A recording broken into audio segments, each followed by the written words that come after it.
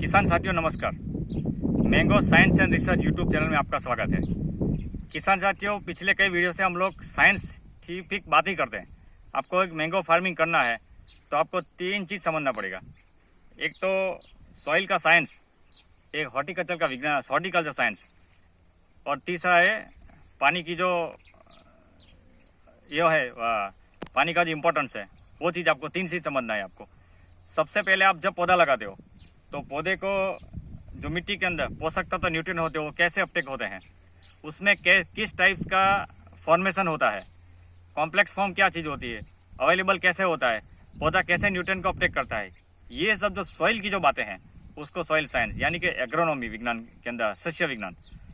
अगर आपको एग्रोनॉमी नहीं मालूम है तो आप अपने छोटे से पौधे को बड़ा नहीं कर सकते, या बड़ा होगा तो बहुत टाइम लगेगा। आपने साइंटिफिक फार्मिंग अगर सिलेक्ट किया है तो साइंटिफिक मेथड से आप सब कुछ समझ के आपको आगे बढ़ना पड़ेगा। दूसरा चीज़ है आपका ये ट्रेनिंग, यानी कि छोटा पौधा लगा है उसको बड़ा बनाने के लिए हमें किस टाइप से ट्रेनिंग करना है, उसको ट्रेन कैसे करना है, उसके अंदर उसकी बेयरिंग हैबिट कैसी होती है, उसकी डिजाइन के अकॉर्डिंग उसका जो प्रोडक्शन कैपेसिटी क्या होता है, उसका हाइट कितना लेना है, ये सब जो हॉर्टिकल्चर की जो बातें हैं वो हॉर्टिकल विज्ञान में अंदर आती है। तीसरा पानी की क्वालिटी पैरामीटर क्या है, पानी कितना नीचे से आ रहा है, पानी की क्वालिटी क्या है, पानी का रोल कितना है पौधे के अंदर, ये सब चीज़ें जो होती है वो प्लांट लगाने के टाइम भी और जब प्रोडक्शन स्टार्ट हो उसके बाद भी, जब तक आपका प्लांट रहेगा तब तक पानी की क्वालिटी आपको मेंटेन करना है। तो ये सब चीज़ें, जो तीन चीज़ें बहुत इंपॉर्टेंट है। तो आज हम लोग काफ़ी वीडियो से हम लोग ये क्वालिटी के ऊपर बात कर रहे थे। पिछले वीडियो हम बताया था कि रूट इंटरसेप्शन, मास फ्लो और डिफ्यूजन, तीन तरह से पौधा न्यूट्रिएंट को अपटेक करता है।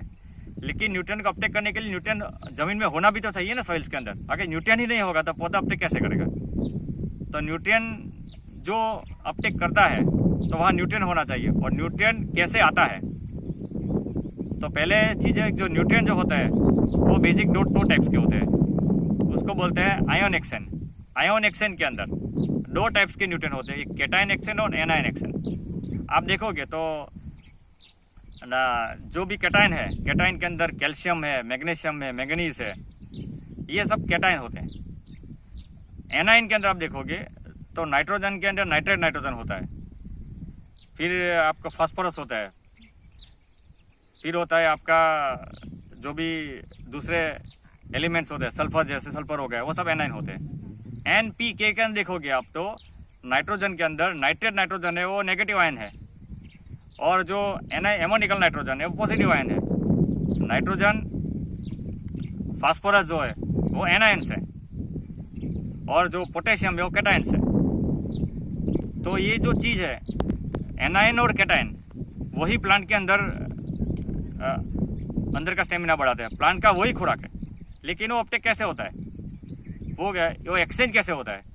तो आज हम देखेंगे तीन टाइप्स के अंदर सॉइल का न्यूट्रिएंट पड़े होता है। एक होता है फिक्स्ड फॉर्म यानी कि कॉम्प्लेक्स फॉर्म, दूसरा होता है एक्सचेंजेबल फॉर्म। एक्सचेंजेबल फॉर्म यानी जो सॉइल के पार्टिकल्स के ऊपर जो इलेक्ट्रोस्टैटिक चार्ज से वो जुड़े होते हैं, एनायन और कैटायन, वो थोड़ी सी भी एनर्जी मिलती है उनको, कहीं से भी धक्का मिलता है, कहीं से भी उसको फोर्स मिलता है तो तुरंत वो सॉइल सॉल्यूशन में आ जाते हैं और पौधे को अपटेक हो जाते हैं। वो एक्सचेंजेबल फॉर्म कहते हैं। और तीसरा होता है अवेलेबल फॉर्म। अवेलेबल फॉर्म यानी पौधा डायरेक्ट उसको अपटेक कर लेगा, वो ऑलरेडी सॉइल सॉल्यूशन में ही होते हैं। जैसे पानी आप दोगे तो पानी में जो कैल्शियम डिजोल्व होता है या पानी के अंदर जो भी न्यूट्रिएंट डिजोल्व होता है वो पानी के थ्रू पौधा उसको अपटेक कर लेता है, और जिसको बोलते हैं मास फ्लो, जिसे अगले वीडियो में हमने बताया था। तो ये जो तीन टाइप्स के, एक कॉम्प्लेक्स फॉर्म, एक एक्सचेंजेबल फॉर्म और अवेलेबल फॉर्म, तीन टाइप से न्यूट्रिएंट हमारी सॉइल में पड़े होते हैं।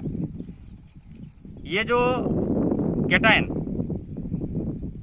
कैटायन रिप्लेस होता है, जैसे आपके सॉइल के अंदर सोडियम पड़ा हुआ है, आपने जिप्सम दिया और जिप्सम के अंदर जो कैल्शियम है वो कैल्शियम ने सोडियम को रिप्लेस कर दिया, तो कैटायन का एक्सचेंज हो गया। तो ये एक्सचेंजेबल जो एक्सचेंज होता है, एक्सचेंज यानी कि सॉइल में से न्यूट्रिएंट का एक्सचेंज होना, उसको बोलते हैं कैटायन एक्सचेंज। और काफ़ी सारे कैटायन एक्सचेंज होते हैं। जो एक्सचेंजेबल फॉर्म में जो कैटायन होते हैं वो सॉइल सॉल्यूशन में जल्दी आते हैं और पौधे को अपटेक हो जाते हैं। तो सॉइल की जो एक्सचेंज करने की मैक्सिमम कैपेसिटी होती है उसको कैटायन एक्सचेंज कैपेसिटी कहा जाता है। हमारी सॉइल के रिपोर्ट के अंदर कुछ हमको स्पेशल रिपोर्ट भी करना होता है, उसको बोलती है केटाइन एक्शन कैपेसिटी, CEC बोलते हैं। उसका भी रिपोर्ट हर एक फार्मर को करना चाहिए। आपकी सॉइल की जो टाइप्स टेक्सचर होता है उसके ऊपर केटाइन एक्शन कैपेसिटी भी काफ़ी सारी डिफाइन होती है। जैसे आपका सैंडी सॉइल हो गया, नदी किनारे की ज़मीन हो गई, उसमें पोरोसिटी बहुत ज़्यादा होती है। अगर पोरोसिटी ज़्यादा हो गई तो केटाइन एक्शन कैपेसिटी आपकी पुअर होगी। अगर आपका क्ले पार्टिकल यानी काली मिट्टी है तो काली मिट्टी पानी को भी पकड़ के रखती है और न्यूट्रिएंट को भी पकड़ के रखती है, तो उसकी जो केटाइन एक्शन कैपेसिटी पकड़ने की क्षमता है वो बहुत ज़्यादा होती है। जितनी पकड़ने की क्षमता ज़्यादा होगी उतना न्यूट्रिएंट सॉइल पकड़ के रखेगी। लेकिन उसमें एक ये है भी कि आपको पौधे को रूट को एक्सपेंड होने में थोड़ा टाइम लगेगा, क्योंकि उसको जगह बना के जाना पड़ेगा, लेकिन रूट वो कर लेता है, आराम से कर लेता है। तो ये जो केटाइन एक्शन कैपेसिटी है बहुत इंपॉर्टेंट चीज़ है कि हम लोग रिपोर्ट में कभी एनाइन एक्शन कैपेसिटी डिफाइन नहीं करते, केटाइन एक्शन कैपेसिटी करवाते। केटाइन के अंदर जो कैल्शियम, पोटेशियम ये जब जो होता है उससे आपकी सॉइल की फर्टिलिटी भी कंफर्म की जाती है कि केटाइन का बहुत ज़्यादा रोल होता है, जिससे आपकी सॉइल की फर्टिलिटी भी डिफाइन की जाती है। तो फार्मर को ये हमारा ये अनुरोध है कि आप सॉइल का रिपोर्ट करवाएं, तब ये केटाइन एक्शन कैपेसिटी भी देखें अपनी। और न्यूट्रिएंट पौधा कैसे लेता है कि ये जो केटाइन का एक्शन होता है वो इलेक्ट्रोस्टैटिक चार्ज जिसको बोलते हैं कि सॉइल के आप ये मिट्टी देखिए, आप ये इसमें ये मिट्टी है, ये मिट्टी के अंदर छोटे छोटे पोर्स है, 1 माइक्रोमीटर से 1 नैनोमीटर 1000 नैनोमीटर तक होते हैं। अगर आप ये हमको नहीं दिखेंगे इसमें पोर है, लेकिन उसमें आप पानी डालोगे तो पानी अपने आप बाहर निकल जाएगा।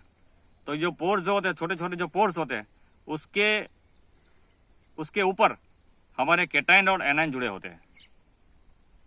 तो हम जब ये जिप्सम डालते हैं इसके अंदर या कोई भी न्यूट्रिएंट हमको देते हैं, तो न्यूट्रिएंट एक पॉजिटिव आयन है, एक नेगेटिव आयन है, उसको अपने आप इलेक्ट्रोस्टैटिक चार्ज से खींचता है अपने आप, यानी उसको रिलीज करता है, उसके साथ जुड़ जाता है। जो न्यूट्रिएंट सॉइल सॉल्यूशन में आ जाता है वो पौधे का अपटेक हो जाता है।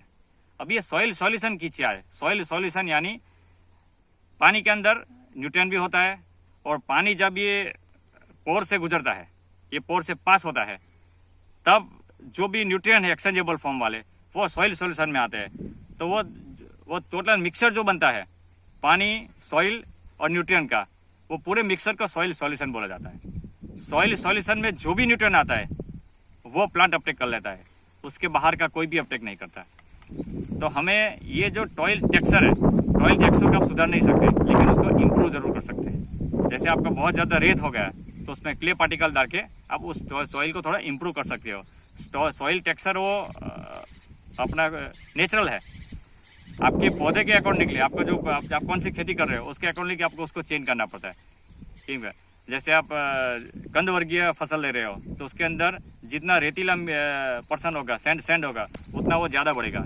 हल्दी की खेती, अदरक की खेती, अब ये मैंगो का प्लांट है, तो उसके लिए जो भी सूटेबल सॉइल है उसके अकॉर्डिंग आपको सॉइल को बनाना है, न्यूट्रिएंट देना है आपको केटाइन एक्शन कैपेसिटी को इम्प्रूव करना है।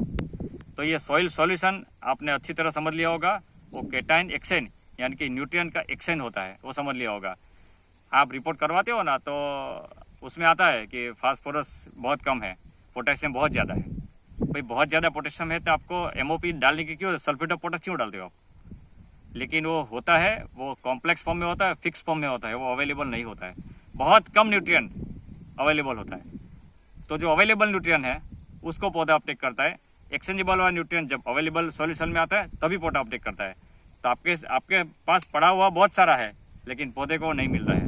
तो इसीलिए हमें माइक्रोब्स की ज़रूरत है। बैक्टीरिया वो काम करेगा जो न्यूट्रिएंट को फिक्स फॉर्म से तोड़कर अवेलेबल फॉर्म में लाएगा। हमें बैक्टीरियल एक्टिविटी भी मेंटेन करना है, जो ये स्ट्रक्चर मेंटेन, ये जो उसका मॉइस्चर वो मेंटेन करना है। मॉइस्चर ही बहुत इंपॉर्टेंट चीज़ है। तो ये सॉइल की जो साइंस है उससे सुधारिए, अपनी सॉइल को इम्प्रूव कीजिए, पौधा अपने आप चल जाएगा। तो आशा करते हैं आपको ये हमारा केटाइन एक्शन कैपेसिटी और सॉइल का बात समझ में आ गया है।